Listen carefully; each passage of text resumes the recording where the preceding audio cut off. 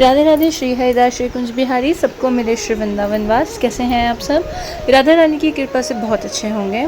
तो ये हमने सावन में श्रृंगार किया है और मैं मोस्टली श्रृंगार अब इस करके भी ज़्यादा हल्के कर रही हूँ क्योंकि आगे जन्माष्टमी आने वाली है, तो होता है कि जन्माष्टमी पे हैवी श्रृंगार करेंगे। तो अभी लाइट करते हैं ताकि जन्माष्टमी पे हैवी लुक अच्छा लगे। तो श्रृंगार स्टार्ट करने से पहले आप हमारे चैनल को सब्सक्राइब कर लीजिए, लाइक कीजिए, कमेंट कीजिए, शेयर कीजिए ताकि हमारा चैनल बढ़े, आपको भी नए नए श्रृंगार देखने को मिले। और मैं बहुत जल्द एक वीडियो लाने वाली हूँ जिसमें मैंने मोस्टली जन्माष्टमी की सारी ज्वेलरी बनाई है, वो भी लाऊंगी। और सारी जो भी तैयारी हमने की है जन्माष्टमी के लिए वो भी मैं पोस्ट करूँगी। वो जन्माष्टमी से 3 या 4 दिन पहले करूँगी, तो आप वो ज़रूर देखना। तो उसके लिए आपको सब्सक्राइब करना पड़ेगा, तो आप हमारे चैनल को ज़रूर सब्सक्राइब करें। और मैं जो ज्वेलरी है वो सारी बनानी बताऊंगी किस तरह से है। तो आइए श्रृंगार स्टार्ट करते हैं। तो मैं आज जो पटका है वो इस तरह से बांध रही हूँ, ये नेट का है और इसको मैं कमर पे इस तरह से क्रॉस कर दूँगी यहाँ पे, और इसको पर्ल पिन के साथ मैं फिक्स कर दूँगी।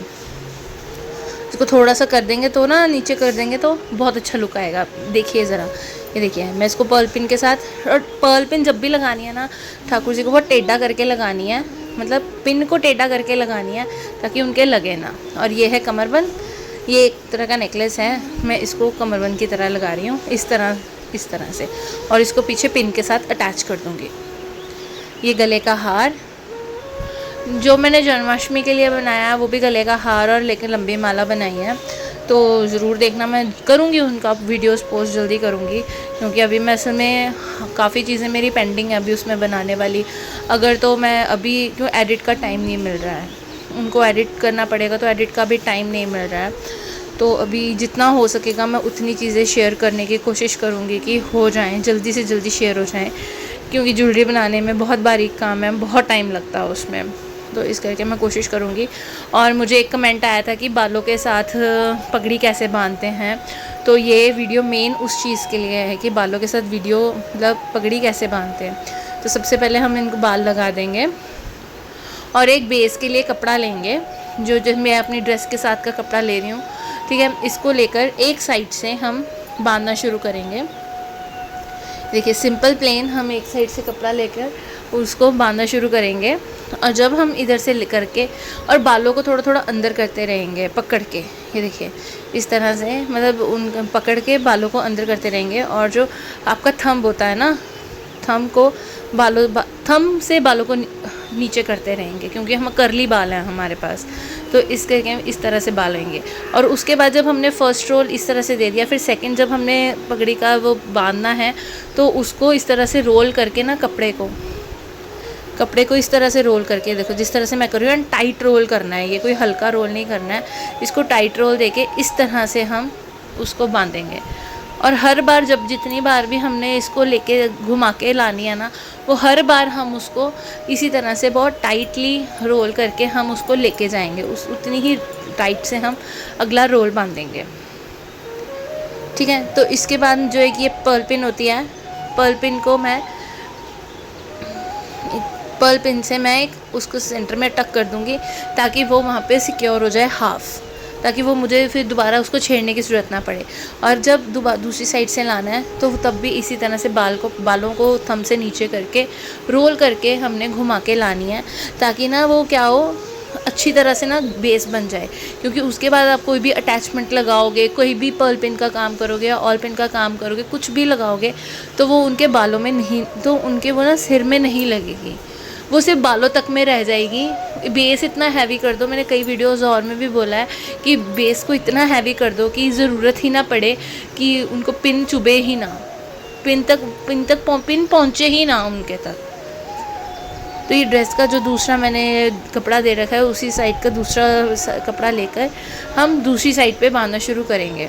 देखिए इस तरह से इसको रोल करके बांधना है, वो आपकी मर्ज़ी है, रोल करके बांध दो। मैं सिंपल बांध रही हूँ क्योंकि मुझे पहले मैं रोल कर चुकी हूँ, तो ये अब मैं सिंपल वाला बांध रही हूँ, ये बिल्कुल प्लेन वाला बांध दूँगी मैं। ये देखो इस तरह से क्योंकि फर्स्ट मैं ये देखो मैंने साइड से बाल नीचे किए, तो इस तरह से आप इसको बांधना शुरू कर दीजिए। तो फर्स्ट जो कपड़ा था वो मैंने रोल करके बांधा था, तो मुझे वो था कि अब मैं दूसरा जो कपड़ा बांध रही हूँ वो मैं सिंपल बांधूँ, प्लेन बांधूँ। उससे क्या होता है कि ना लुक बहुत अच्छा आता है, पगड़ी बहुत ज़्यादा अच्छी लगती है। आप भी ज़रूर ट्राई कीजिए। तो मैंने किया है इस तरह से, आप भी ज़रूर ट्राई कीजिए। मुझे आदत हो गई है पिन के साथ काम करने की, तो अगर आप फर्स्ट टाइम कर रहे हैं तो प्लीज़ बेस इतना हैवी कर दीजिए कि उनके बालों तक ही पिन रह जाए, सिर तक पहुँचे ही ना। और ये देखिए, जैसे अब ये लगाना है तो इसके लिए मेरे को पर्ल पिन की ज़रूरत पड़ेगी ना, तो अगर मैं पर्ल पिन लगाऊंगी ना वो बालों तक ही रह जाएगी, वो सिर पे जाएगी ही नहीं। और ये अटैचमेंट है, हर चीज़ को अटैच करने के लिए आपको पिन की ज़रूरत पड़ेगी। तो इस तरह से अगर आप पर्ल पिन या किसी भी पिन का काम करते हैं ना, तो वो बालों तक रह जाती है, वो सिर तक नहीं पहुंचती है।